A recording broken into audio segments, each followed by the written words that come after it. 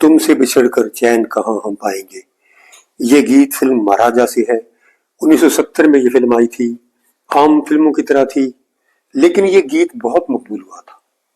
ये गीत देखने के लिए ही लोगों ने फिल्म देखी थी। इसे लिखा था कैफी आजमी ने, संगीतकार मदन मोहन, और गाया था लता मंगेशकर ने। बाकी फिल्म में देखने को और कुछ नहीं था। आप फिल्म वही देखना जो मैं कहूँ। वैसे भी वक्त बहुत कम है। इस गीत में कुछ मुश्किल अल्फाज हैं। राज तुम हम राजदां, एक जैसे जिस्म जाऊं। राज, राज का मतलब था भेद। यहाँ ज के नीचे बिंदी लग जाती है, डॉट लग जाता है, तो वो बन जाता है राज। वो होता है भेद। एक होता है राज, जो राजपाट होता है, या लोगों के नाम भी होते हैं, राजकुमार, राजकुमारी, राजरानी, अनीता राज, ऐसे भी नाम होते हैं। और यहाँ पे है राज तुम हम राजदा, यानी तुम राज हो तो मैं तुम्हारी राजदान हूं। राज तुम हम राजदा, एक जैसे जिस्मो जाओ। गीत के बाकी बोल भी अच्छे हैं। और ये गीत लिखा कैफी आदमी ने। गीतकार कैफी आदमी, शकील बदायूनी, साहिर लुधियानवी, शैलेंद्र, मजरू सुल्तानपुरी और हसरत जयपुरी, ये सभी संघर्ष से निकले हुए लोग हैं। ये इनके गीत सुनते रहना चाहिए। असल में ये शायर हैं। ये बाद में इन्होंने अपनी रोटी रोजी के लिए या अपनी बात आसानी से लोगों तक पहुंचाने के लिए इन लोगों ने फिल्मी गीत लिखे। कुछ बातें संगीतकार मदन मोहन के बारे में कर लें। उनका जन्म हुआ था 1924 में बगदाद में, जो इस वक्त इराक में है। उनका खानदान लाहौर पंजाब होता हुआ आखिर में वो मुंबई पहुंचे। उनके पिता का नाम था राय बहादुर सर चुन्नीलाल। वो बॉम्बे टाकी फिल्म के मालिक थे जो फिल्में बनाती थी। मदन को फिल्मों में संगीत देने का, फिल्मों में गाने गाने का शौक था, लेकिन उनके पिता ठहरे राय बहादुर। वो नहीं चाहते थे कि उनका बेटा फिल्मों में काम करे, क्योंकि उन दिनों फिल्मों में काम करना अच्छा नहीं समझा जाता था।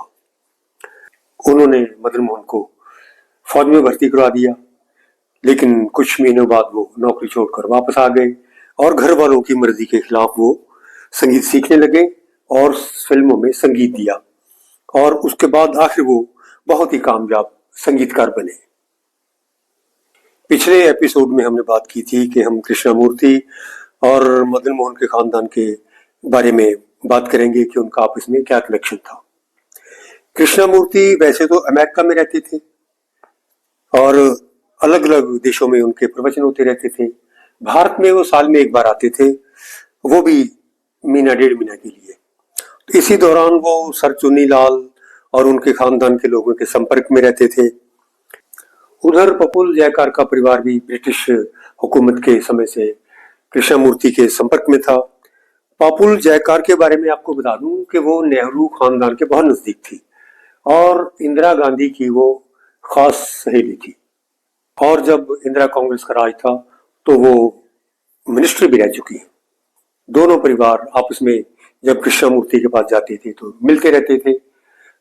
पपुल जयकार की बहन नंदिनी की शादी मदन मोहन के भाई से तय कर दी गई। बाद में उनकी शादी हो गई। दोनों खानदान बहुत बड़े थे, रईस थे और बड़े थे। बड़े लोगों की ईगो भी बहुत बड़ी होती है। किसी वजह से दोनों की ईगो टकराई और नंदिनी की शादी टूट गई।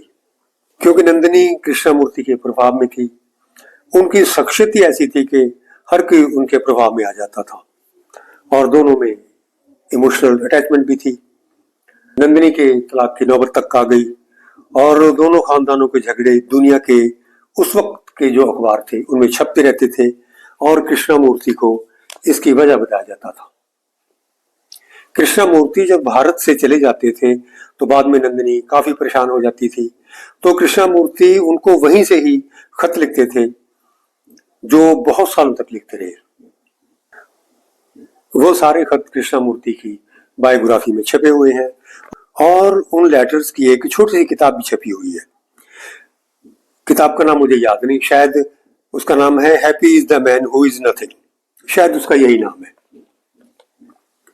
जैसे उन्होंने नींद के बारे में लिखा है कि नींद बहुत जरूरी है, गहरी नींद बहुत जरूरी है। गहरी नींद जब हम लेते हैं तो हमारा ब्रेन, हमारी थॉट उस जगह पे टच कर जाती है जहां पे हम जागृत अवस्था में पहुंच ही नहीं सकते, और ये सच भी है। उन्होंने ये भी लिखा है कि दिन में कुछ घंटे अपने में ही रहो, सिर्फ अपने पास ही रहो और अपने इमोशन का अपनी बॉडी पे असर मत आने दो। अच्छा खाना खाओ और एक्सरसाइज भी करो। और ये सारी बातें सही है, और ये सारी बातें इसलिए भी सही है कि हम जब तक जिए शरीर के बारे में हमारी पूरी अवेयरनेस होनी चाहिए ताकि हमारी बॉडी आखिर तक तंदुरुस्त रहे। इसके लिए कुछ नहीं, बस सीधा साधा खाना खाओ, एक्सरसाइज करो। हमारा अगला गीत होगा हमारे स्टूडेंट जिस वक्त ऑस्ट्रेलिया में रहते हैं, सुखमन, उनकी फरमाइश है, उन्होंने कहा था कि ये गीत कीजिए, तो वो हम गीत, अगला गीत हमारा वो होगा। हमारी लिस्ट में वो गीत नहीं था, लेकिन फिर भी हम करेंगे।